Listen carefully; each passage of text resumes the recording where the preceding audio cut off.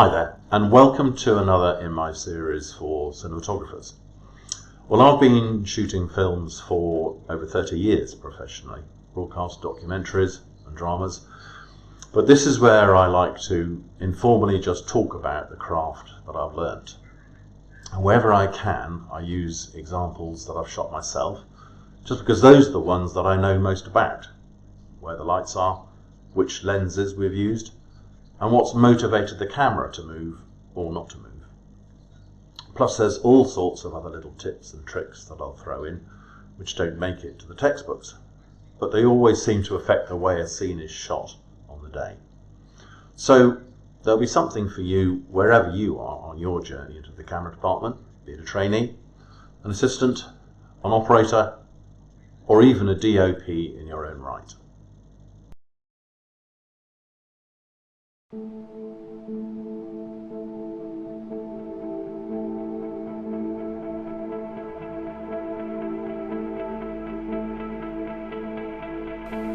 Hi and welcome to 3-point location lighting. We're going to be looking at lighting in the context of a location.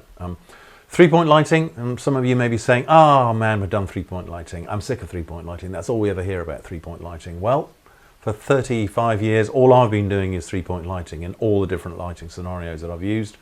It's always built upon the bedrock of the philosophy of 3-point lighting. The key light, the fill light and the backlight. You know, if I was doing a baking course here, cake making, every week we'd be getting out the flour, the eggs and the milk to make the cakes. And you may come in one week and say, listen, we've done that, let's do lemon cakes. And I say, okay, bring the lemons in. We get the lemons in with the zest, the juice, the flour, the eggs and the milk. We could do chocolate next week, bring a ton of chocolate in. Everything's going to be flavoured in chocolate. Fantastic result, but eggs, milk, flour, the key ingredients. Same with bananas. Bring them in, we'll make banana cakes, but you know we're going to be using egg, milk and flour. That's the Holy Trinity. And with lighting, that's what we've got, the key light, the fill and the backlight. Yes, we're going to be using plain lighting, rim lighting, eye light, kickers, negative fill, all sorts of other elements, but it's all going to be built around that solid structure, and it's how we communicate with our gaffers and sparks as well. So I'm going to use a little beta program. It's all graphics based, so it's a little bit ugly, but there we go. That's what I've got, so that's what we're going with. So let's dig in. Okay, so we're just going to drop in a location. This is a kind of a random location that I've constructed, or kind of half constructed really. Haven't got all the turf down yet, but I'm just going to walk you through an approach to a location and then how to set up a very straightforward location lighting rig. So we'll just drop into the location and we'll head off there.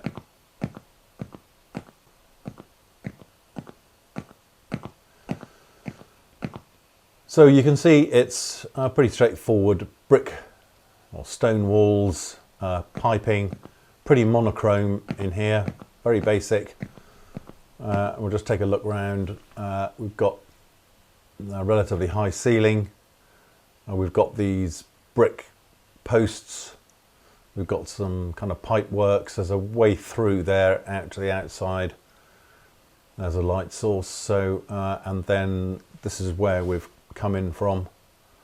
We've got a view out there of the grass. So I'm looking for somewhere I can put my interviewee. I want to get myself away from the walls, what I'm looking for is trying to find a background that I think is going to be attractive to utilise. And so we've got some pipes. I quite like looking through these pipes. At the moment I'm just kind of scouting the room, looking at what I've got. I quite like this outlook here. I don't like the fact that there's no grass. It's just kind of bare tarmac out there or whatever it is. But let's go forward and just see what else there is here. This is up the other end of the room. So we've got another light source coming in on the left there. Natural daylight. And that's the end of the building. I can go out, but I want to do something inside this space. So let's just have a look around and see where we've come from. So here, because I've come up this end, I've got some depth now. I can see that kind of greenery out of the back there. And what I think I'm getting drawn to is that that sort of half hidden doorway in the distance there where there's light coming in. There's a sort of, you know, when you come through this far, you start getting the pipes interrupting that light flow. So I'm pretty sure that this is the kind of angle that I want to look at. So let's dig a camera out.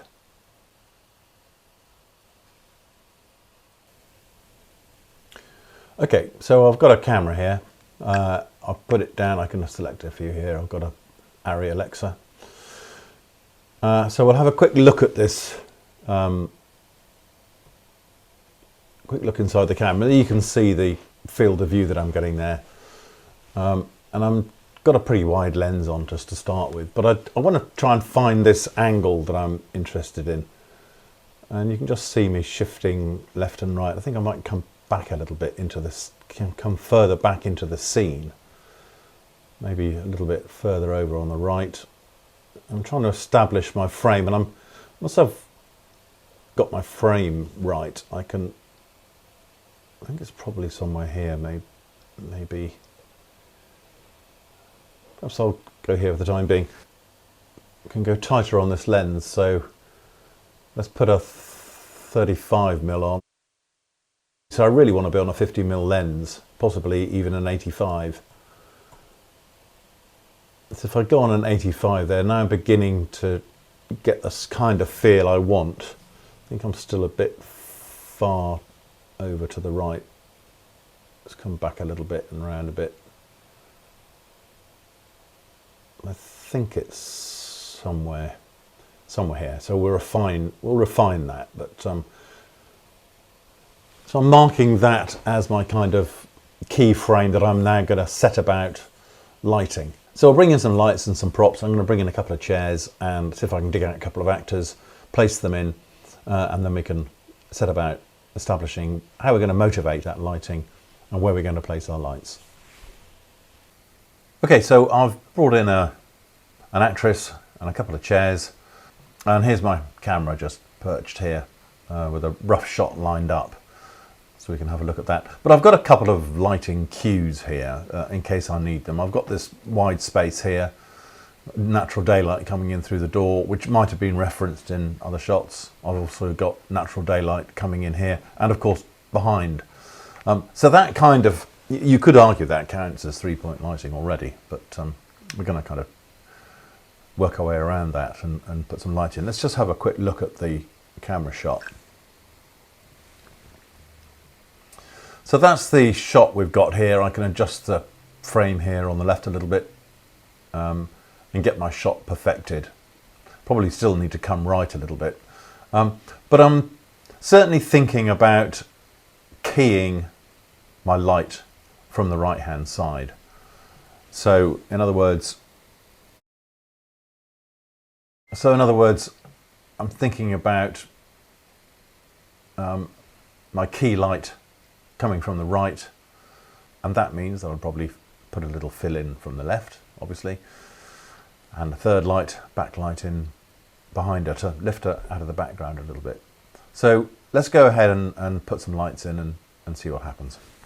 So I've got a few lights down available to me down in the bottom left. In my lighting display, I really haven't got, this is a beta program, so I haven't really got very many lights to choose from, and specifically I don't have any which are completely mimic what is available in the lone stalls, although of course there's an HMI there, there's an LED dome which we can simulate, there's a couple of panel lights which are very close to the Kina flows that we've got, pretty much exactly the same. And then there's some frame lights, which, you know, effectively is like a sheet of poly that you're bouncing light into. So we can emulate what we've got, but I don't have anything like dados. I'll just have to kind of sort of simulate those, if you like. But we've got enough to be going on with. So I'm going to choose this kind of Kina flow as my key light and put it in on the right hand side. So I can actually put it kind of behind this wall somewhere, or even bounce it off the wall. But I'll put it in there and then set it up, and then you can see what my key light is going to look like. Okay, so I've placed a light, Kina flow here, And we're just going to muck around with it for a bit and give us an idea of what we're looking at. I can change various, as you can on any light, you can change the feel of any light. This is kind of emulating a kind of a spotlight at the moment. In other words, a very narrowly focused light instead of a broad soft light. And we'll see what that looks like. Have a quick jump into the viewfinder. You can see how harsh and hard that light is. So what I want to do initially is to soften that light out. So I'm going to effectively broadening this into a soft light, as if I'm putting diffusion on it. So it's like having an open faced light and then diffusing it. So it's got a, or bouncing it into poly or something like that. So we've set the first light up. Now you can see from what we've done, we've turned the lighting on and off to see the lighting effect that we've got.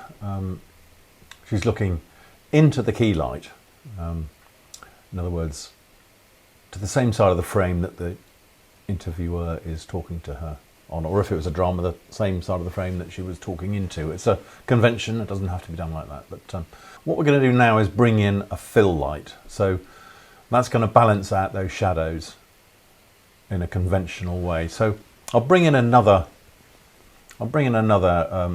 keener flow to do that. I could do it with a bit of polyboard and just bounce the light back in. In fact, maybe we should try that. I'll just put a bit of polystyrene in.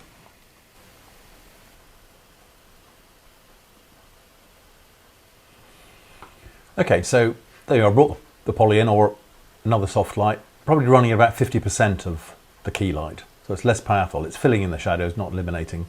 And I've put in the backlight. You can see that up high out of the shot, but that's giving a backlight on the subject, or even possibly a rim light if it was a bit further round. But that's a backlight, and it's giving a three-dimensional feel to the character. So there you've got key, fill, backlight. That's your 3-point lighting. That's your standard building blocks. I often turn all the lights off and then bring them on one at a time. What's the backlight doing? Then have a look at that. Then I'll turn on the key light, see what that is doing in relation to it, and finally the fill, and turn them all on and off independently of each other so that you can really define what light is doing which job, and then refine them accordingly. You know, often doing that. So there again, you can see how the backlight is giving that three-dimensional feel, lifting her out of the background that you've set. You don't have to do that every time, but that is, you know, the point of 3-point lighting is to give modelling, to give the illusion of a three-dimensional set. That's what it looks like, as if there was a LUT on it, or graded, a very warm feeling. That's because I've got everything set to 5,600 degrees Kelvin balance. So I've got daylight tubes in all the lights, and of course it's daylight outside. The camera's set to 5,600, so it's all kind of accurate reading. But I might want to muck about and go for a bluer feel, to give it a bit of different feel. So I could set the camera to 3,200 degrees Kelvin, then all that ambient daylight is going to go blue, it's going to go blue outside. But I could keep 3,200 degree tubes in the lights, so it gives a warmer feel on the lighting. And the eye light I've put in there, and that's dado lights. Let's have a look at that eye light. You can see it doesn't really do anything. When you get close, you can see that it gives a little prick of light in the eye. That's its raison d'etre, the eye light. But it's beyond 3-point lighting. But again, let's look at those three lights. The backlight, and then the key light coming in from the right. That's giving you the essential modelling. And then there's heavy shadow there. You might like it, but you might want to fill those shadows out. And to the degree that you choose to, I've gone probably about 60% on that fill. But that's the essence of the lighting. If we just turn them off sort of one at a time now, that's no lighting apart from the ambient light.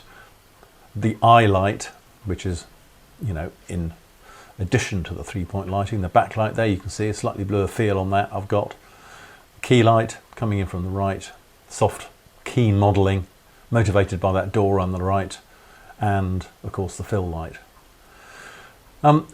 So there we go. That's your essential 3-point lighting plus, you know, that little eye light that we put in there. You can see what's happened. It's kind of slightly overlit in the foreground now, and the rest of the room now you might want to think about, you know, beyond 3-point lighting. You know, perhaps we should do a little bit of plain lighting in this room to give it its own modelling and depth. So having a look at this set, you can see there's opportunities to motivate a little bit of lighting here.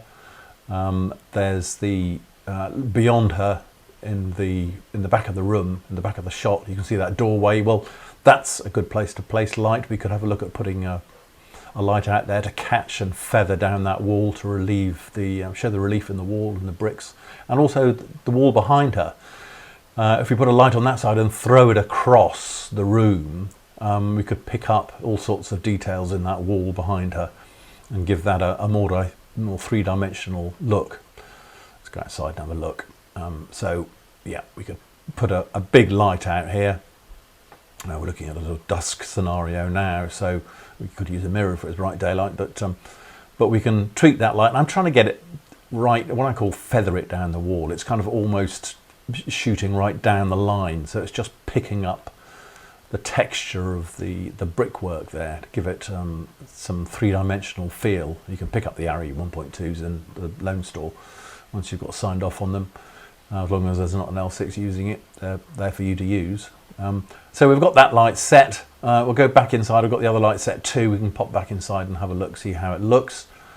There we go. We've got that hard light punching in. That's probably going to be out of shot. If it's not, I can always move it back a little bit through the lens, and you can see it bringing that brick into relief, and the other light on the right bringing that brick onto the left wall into relief. I'll put 3 little dados down there in the shot. They're going to be out of focus because of the depth of field. They can be controlled, and they're going to be in the shot just to give a bit more depth and character. So that's our kind of setup there. We've gone, essentially it's 3-point lighting, but you know, we've incorporated some other stuff. We've done a little bit of plain lighting in there, but the core of the structure is 3-point lighting. You can see how we've gone from that original lighting setup, which is kind of available light, and then we've worked it through to give it some kind of mood. Very simple, straightforward lighting, and give it some depth and tone. So that is your 3-point lighting setup for location lighting. It's the bare bones of what you need, and you just go on refining it and refining it throughout your career. There's a whole lot of fun to be had. Call me up anytime you need any more advice on lighting. Be happy to help.